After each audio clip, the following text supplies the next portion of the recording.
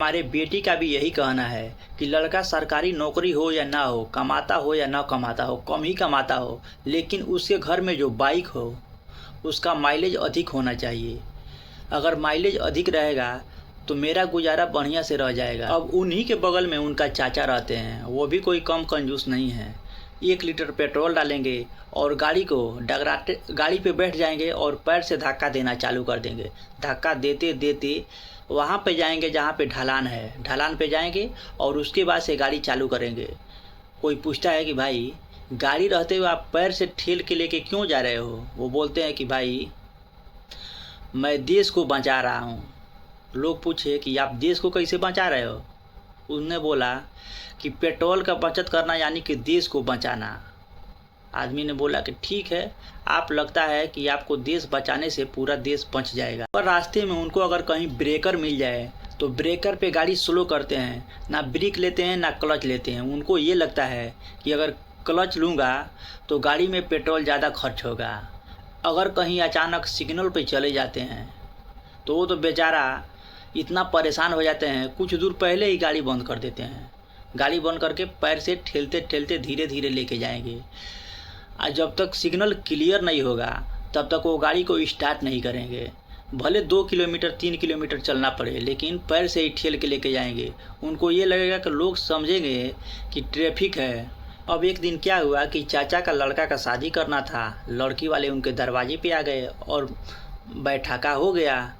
अब बातों बातों में दहेज का बात कोई नहीं किया। ये पूछते हैं कि भाई साहब आपका गाड़ी का माइलेज क्या है? अब ये बोलते हैं मुस्कुराते मुस्कुराते 75 का एवरेज मेरा गाड़ी देता है। लड़की वाले बोले बहुत बढ़िया, हमको ऐसा ही परिवार चाहिए।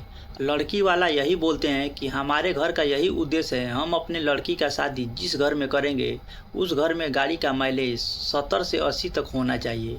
अगर उस घर का गाड़ी कम माइलेज देता है तो हमको ये लगता है कि उस परिवार में कोई बढ़ोतरी होने वाला नहीं है।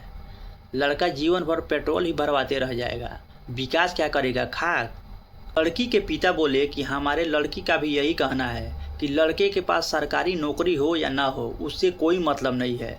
लड़का थोड़ा कम भी कमाता हो, ज़्यादा पैसा कमाने का ज़रूरत नहीं है, लेकिन उसके घर में अगर कोई बाइक है और उसका माइलेज 70 से 80 तक है तो हमारे लिए बहुत बढ़िया बात है। अगर गाड़ी का माइलेज 40-50 रहेगा तो मैं उस घर में शादी नहीं करना चाहूँगी, क्योंकि वो लड़का जीवन में कुछ कर नहीं पाएगा। लड़का कमाएगा और पेट्रोल भरवाएगा, उसमें हमारा पालन पोषण नहीं हो पाएगा। लड़के के पिता बोले हाँ भाई साहब आप बिल्कुल सही बोल रहे हो। ये कोई नहीं पूछ रहा है कि आप दहेज कितना दोगे या दहेज कितना लोगे। ये माइलेज का ही बात इसमें बीच में लेके फंसा दिए। अब जो हमारे चाचा हैं उनका दिमाग काम करना बंद कर दिया। वो सोच जो आदमी लड़की वालों को बुला के लेके आया था उसके कान में बोले कि भाई साहब आप गाड़ी के माइलेज के बारे में बात करना बंद कर दीजिए, आप मुद्दे पे आइए और दहेज का लेन देन करिए। लड़की के पिता बोले कि दहेज का लेन देने का तो बात है ही नहीं, हमारा जितना इच्छा होगा मैं उनको दे दूंगा, और वो भी दूंगा तो मैं अपने लड़की को ही तो दूंगा। फिर लड़की के पिता बोले कि ठीक है, आपके घर में एक बाइक तो है ही, मैं अपनी ओर से एक न्यू गाड़ी दे देता हूँ। शादी तय हो गया और बारात लेके चले गए लड़की के दरवाजे पे।